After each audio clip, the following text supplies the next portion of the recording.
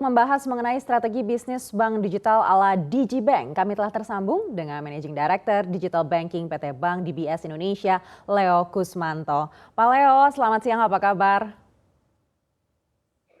Selamat siang, Mbak Anake, apa kabar? Baik Pak Leo, sebelumnya selamat untuk Bank DBS Indonesia atas penghargaan The Best Full-Fledged Digital Banking 2021 Digibank by DBS yang baru diluncurkan sekitar 4 tahun lalu. Namun telah menyediakan layanan yang sudah semakin luas dan juga komprehensif.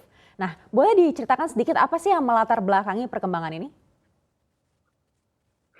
Baik Mbak Anake, terima kasih atas kesempatannya. Ya, Digibank by DBS sebagai salah satu pionir di perbankan digital di Indonesia, kami sangat bangga atas pencapaian Bank DBS Indonesia sebagai Best Full-Fledged Digital Banking 2021.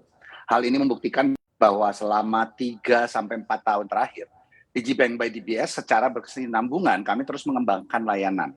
Sesuai dengan misi kami, yaitu Live More, Bank Less. Kami semakin tertantang untuk semakin memudahkan nasabah dalam melakukan aktivitas perbankannya. Tujuan kami agar nasabah nyaman bertransaksi secara branchless, paperless, signatureless.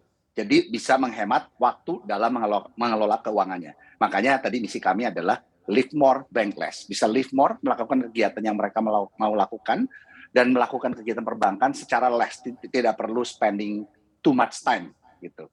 Jadi dengan berbagai macam fitur produk investasi dan inovasi dan ekspertis yang ada di aplikasi kami ingin membuat nasabah kami lebih bertumbuh, tidak hanya secara finansial tetapi juga secara personal, sehingga mereka bisa terus berkembang dan level up ke arah yang lebih baik. Kira-kira itu latar belakangnya, Mbak. Lanjutkan dialog kita dari sebelum jeda tadi, mungkin boleh diulang lagi apa yang dimaksud dengan layanan full-fledged dan apa yang membedakan dari bank digital lainnya? Baik, terima kasih. Semoga sekarang suaranya lebih baik ya. Jadi full-fledged itu artinya komplit. Jadi kami ingin memudahkan nasabah kami untuk melakukan tiga pilar yang kami berikan. Yaitu pertama adalah investasi. Jadi nasabah kami dapat menyimpan uang untuk kebutuhan sehari-hari dan juga berinvestasi untuk menumbuhkan keuangannya, seperti dengan produk obligasi maupun reksadana. Lalu yang kedua adalah spend. Dapat melakukan pembayaran dan pembelian dan transfer baik di dalam negeri ke bank mana saja maupun ke luar negeri secara mudah, murah, cepat, dan dalam satu aplikasi juga. Dan yang terakhir adalah borrow. Nasabah kami dapat mengakses pinjaman dengan experience yang sangat mudah dan cepat, again dengan lewat satu aplikasi. Jadi dengan hal ini kami harapkan kami dapat memberikan layanan yang komplit bagi para nasabah kami. Kira-kira begitu, Mbak Anake. Baik Pak Leo, apakah DBS sudah fully operated sebagai bank digital? Oh ya, sejak di awal diluncurkan pada tahun 2017, Digibank by DBS beroperasi secara penuh sebagai bank digital. Semua layanan kami dapat diakses secara online tanpa perlu mengandalkan kantor cabang sama sekali. Mulai dari pembukaan rekening, nasabah dapat melakukannya dengan download aplikasi dari ponsel saja, tak perlu ke cabang, tak perlu form kertas berlebar-lebar, tak perlu tanda tangan basah, sesuai dengan konsep Digibank yaitu branchless, paperless, signatureless.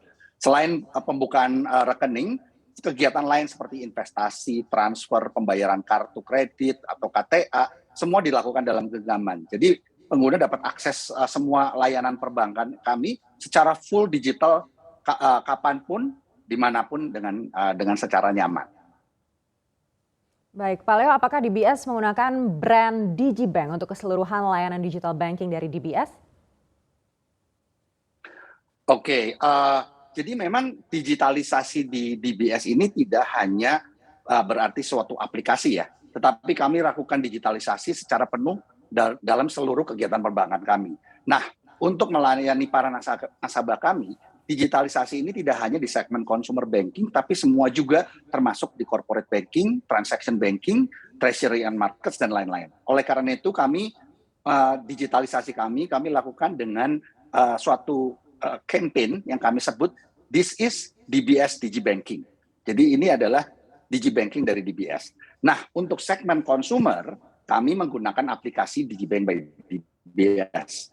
Sedangkan untuk segmen yang lain, tadi saya sebutkan korporasi misalnya, kami juga ada aplikasi lain, contohnya ada aplikasi yang kami namakan Ideal, atau ada aplikasi yang namanya Rapid, itu adalah aplikasi lain. Tapi secara untuk kebutuhan consumer, kami menggunakan aplikasi Digibank by DBS. Kira-kira begitu, Mbak Anake. Baik, apa saja kemudahan yang dirasakan oleh nasabah dengan adanya aplikasi Digibank by DBS ini? Oke, sesuai dengan moto kami yang tadi saya sudah sebutkan, Live More Bankless, kami ingin nasabah kami lebih bisa menikmati hidup. Maksudnya menikmati hidup, melakukan kegiatan lain yang lebih penting, dan tak perlu disibukkan dengan urusan finansial gitu. Jadi kami ingin mereka bisa bertumbuh sesuai dengan tujuan mereka tanpa harus repot untuk melakukan transaksi. Nah, aplikasi Digibank by DBS ini membuat nasabah dapat lebih nyaman dan aman bertransaksi tanpa perlu ngantri, tanpa perlu mengunjungi gerai bank DBS, tapi dan transaksi ini juga tanpa perlu manual. Jadi pengaturan keuangan dapat dilakukan dalam genggaman tangan. Maka nasabah dapat lebih mudah mengakses informasi juga secara real time dan akurat, dan keamanan tetap terjaga. Kira-kira begitu.